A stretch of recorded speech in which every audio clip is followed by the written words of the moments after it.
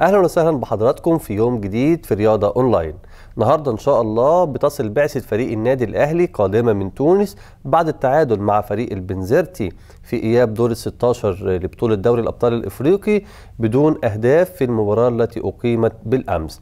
عموما الأهلي طبعا النتيجة اللي حققها دي نتيجة جيدة، وإن كنا نتمنى إن الأهلي يحرز الأهداف ويحقق الفوز في هذه المباراة، خصوصا بعد ما اكتشفنا إن فريق البنزرتي ليس الفريق المخيف أو الفريق اللي ممكن يهدد النادي الأهلي، وكان منافس مش هنقول ضعيف ولكن منافس عادي. يعني كان من السهل ان النادي الاهلي يكسبه لو كان حسام البدري غير الاستراتيجيه الخاصه به خلال المباراه اللي بدا بيها بشكل مدافع. عموما في لسه لقاء عوده ان شاء الله في القاهره بعد اسبوعين، الاهلي ان شاء الله بمقدوره الفوز على هذا الفريق بسهوله والتاهل الى دوري المجموعات الافريقي. حسام البدري مدرب النادي الاهلي بعد المباراه بيقول ان نتيجه التعادل السلبي مع البنزرتي نتيجه مرضيه نوعا ما، وانها كانت ضمن الاحتمالات اللي وضعها الجهاز الفني للمباراه. قال ان احنا لعبنا باستراتيجيه معينه وخاصه في المباراه، نجحنا في السيطره على كل مفاتيح لعب فريق البنزرتي، كنا الفريق الافضل، كنا بنلعب بشكل جيد. قال ان انا سعيد جدا بالمستوى اللي ظهر بيه سيد معوض، وكان بالنسبه لي مفاجاه كبيره جدا، واشاد باللاعب الشاب سعد الدين سمير اللي قاد الدفاع من الجهه اليمنى مع رامي ربيعه واللي لعب مكان وائل جمعه. البدري قال ان مباراه العوده في القاهره مش هتكون سهله زي ما الناس متصوره، البنزرتي هيجي للقاهره علشان يقاتل من اجل التاهل الى دوري المجموعات، والاهلي بدوره هيحافظ على كبريائه وعلى لقبه اللي بيحمله عن البطوله، وهيحقق الفوز باذن الله ويتاهل الى دوري المجموعات الافريقي. سيد عبد الحفيظ مدير الكره بالنادي الاهلي طبعا خرج بعد المباراه وقال ان نتيجه التعادل السلبي هي نتيجه خادعه، واي اهداف للفريق المنافس في لقاء العوده بيصعب من مهمه الاهلي. وقال مش المفروض ان احنا نفرح او ننبسط بان احنا ما اتهزمناش في لقاء الذهاب في تونس، لان الاهلي فريق كبير دائما بيسعى الى الانتصارات وتحقيق الفوز سواء على ملعبه او خارج ملعبه. عبد الحفيظ قال احنا فقط لعبنا شوط اول من المباراه، لسه الشوط الثاني في القاهره، المباراه لم تنتهي بعد، الفريق المنافس فريق قوي ومحترم، على النادي الاهلي ان هو يحترمه ويضعه في مقداره الصحيح علشان يقدر يتاهل الى الدور التالي للبطوله الافريقيه. وفي نهايه تصريحاته عبد الحفيظ بيوجه الشكر لكل المسؤولين في الرياضه التونسيه ومسؤولي نادي البنزرتي على حسن الضيافه والاستقبال وتذليل كل الصعوبات اللي واجهت النادي الاهلي. النادي الاهلي بيتلقى عرض من احد الشركات التسويقيه لاقامه معسكر اعداد للفريق قبل بدايه الموسم اللي جاي باذن الله في النمسا او تركيا. المعسكر تكون مدته 10 ايام او اكثر قليلا، يتخلله 3 مباريات وديه. شركه التسويق هتقوم بتنظيم 3 مباريات وديه لفريق النادي الاهلي مع فرق الجامعات ودوري الدرجه الثانيه والثالثه، بحيث يكونوا متدرجين ومتوسطين المستوى علشان يستفيد بيها الجهاز الفني في فتره الاعداد. عموما اداره النادي الاهلي ولجنه الكره تحديدا ارجأت البت في هذا العرض نظرا لانها بتتوقع وصول عروض اكثر من شركات تسويقيه اوروبيه في الفتره المقبله للفريق. وصل بالامس البرتغالي مانويل جوزيه المدير الفني السابق للنادي الاهلي طبعا ومعشوق جماهير النادي الاهلي اللي حقق مع فريقه عشرات البطولات سواء المحليه او الافريقيه.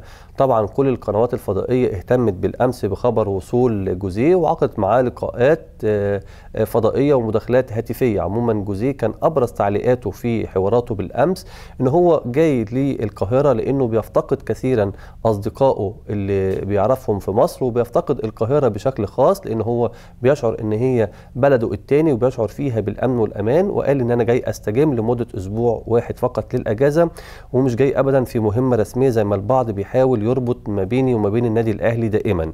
جوزيه قال كمان ان انا مش ممكن هدرب اي فريق في مصر الا النادي الاهلي، حتى لو تم عرض عليا مهمه المنتخب الوطني مع كامل احترامي للفراعنه، لكن النادي الاهلي هو عشقي الاول والاخير ومش هقدر امرن فريق غيره. اتكلم كمان عن شيكابالا وقال ان محمود عبد الرازق شيكابالا لاعب الزمالك ونجم الفريق الابيض لو كان اكمل توقيعه وتعاقده مع النادي الاهلي وما راحش لنادي الزمالك كان هيبقى مشروع نجم اوروبي، ولكنه قضى على مستقبله بالذهاب الى فريق نادي الزمالك. قال برضو ان حسام غالي هذا اللاعب صاحب الامكانيات العاليه جدا، لم يظهر سوى 20% فقط من امكانياته، وما زال اللاعب لديه الكثير والكثير. الغريب والجميل في الامر ان مانويل جوزيه اتكلم عن حسام حسن المدير الفني الحالي لفريق مصر للمقصه بشكل اكثر من رائع، وقال ان حسام حسن هو مدرب طموح وكاريزما كبيره جدا وصاحب انجازات في الكره المصريه سواء وهو لاعب او مع بدايه تدريبه. قال انا اتوقع لحسام حسن خلال سنوات قليله ان هو هيكون المدير الفني للمنتخب الوطني المصري، وتمنى جوزيه التوفيق لكل المنظومه الرياضيه في مصر وفريق النادي الاهلي بشكل خاص في الدوري وفي البطوله الافريقيه. البرتغالي جيرفان فييرا المدير الفني لفريق نادي الزمالك حاول قدر المستطاع ان هو يبث الثقه مره ثانيه في نفوس لاعبيه بعد التعادل المخيب للامال مع فريق سان جورج الاثيوبي في اياب دور ال 16 لبطوله افريقيا.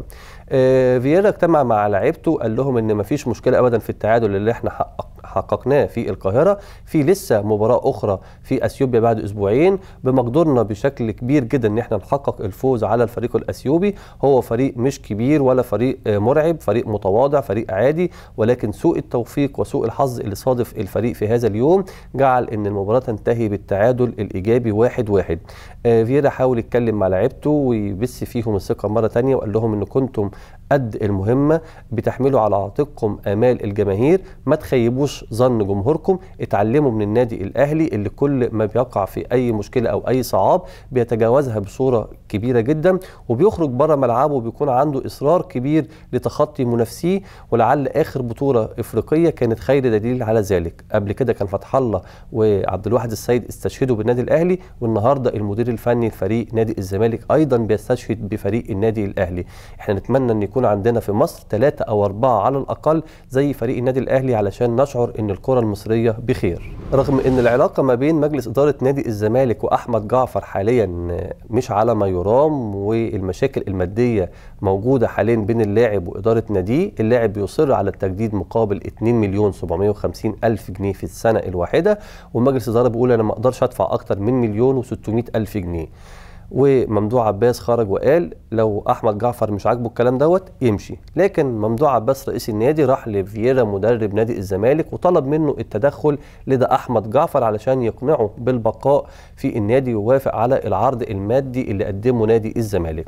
لكن فييرا طبعا لانه مدرب محترف وعارف هو بيقول ايه وبيتصرف ازاي، رد على ممدوح عباس وقال له من الطبيعي ان انا كمدير فني اكون حريص على مصلحه اللاعب وليس العكس، انا من مصلحتي كمدرب ان انا اصل مع اللاعب لما يرضيه علشان يديني اللي انا عاوزه في الملعب. ووجه كلامه لاحمد جعفر كمان بشكل احترافي، قال له يا احمد لو انت شايف ان في عرض افضل ليك خارج نادي الزمالك وهتحس بالراحه فيه وانك انت مش مرتاح في التعامل مع اداره نادي الزمالك، فافضل لك ان ترحل من نادي الزمالك. وكان دوت رد فييرا على ممدوح عباس وعلى احمد جعفر في الازمه الدائره حاليا. بوب برادلي المدير الفني للمنتخب الوطني الاول بيطلب من اتحاد الكره التدخل لدى وزاره الداخليه علشان تسمح بالجماهير المصريه حضور المباراه الوديه بين مصر وبتسوانا يوم 4 يونيو اللي جاي باذن الله، وفي اطار استعدادات المنتخب لمواجهه موزمبيق وزيمبابوي في تصفيات افريقيا المؤهله لكاس العالم. وجهه نظر برادلي بيقول ان انا عاوز استغل الحضور الجماهيري لتحميس اللعيبه وتحفيزهم قبل السفر الى زيمبابوي، لان هي تكون المباراه الاولى في التصفيات ضمن الجوله الرابعه، ثم هنسافر بعد كده الى موزمبيق علشان نواجهها في الجوله الخامسه. طبعا منتخب مصر هو بيتصدر المجموعه السبعه بالعلامه الكامله 9 نقاط من 3 مباريات، المنتخب محتاج 4 نقاط فقط من مباراته المتبقيه علشان يتاهل الى المرحله الاخيره والنهائيه من التصفيات الموندياليه. بعض الاخبار السريعه هنقولها لحضراتكم. بالامس حسني عبد ربه بيجري عمليه الرباط الصليبي مع الدكتور احمد عبد العزيز في احد مستشفيات منطقه المهندسين. صالح جمعه لاعب فريق نادي انبي بيؤكد سفر يوم الاربعاء اللي جاي لفريق نادي اندرلخت البلجيكي لعمل فتره اعاشه واختبار تمهيدا للتعاقد معاه. نادي مصر للمقصه بيفتح خط اتصال مع عصام الحضري للتعاقد معاه الفتره المقبله. واخيرا العمري فاروق وزير الدوله للرياضه بيصدر قرار بتعيين مجلس اداره جديد لنادي الاتحاد السكندري برئاسه حازم ابو هاشم. وبكده بتكون اخبارنا معاكم خلصت النهارده، هنلقاكم غدا في نفس الموعد. تحياتي والى اللقاء.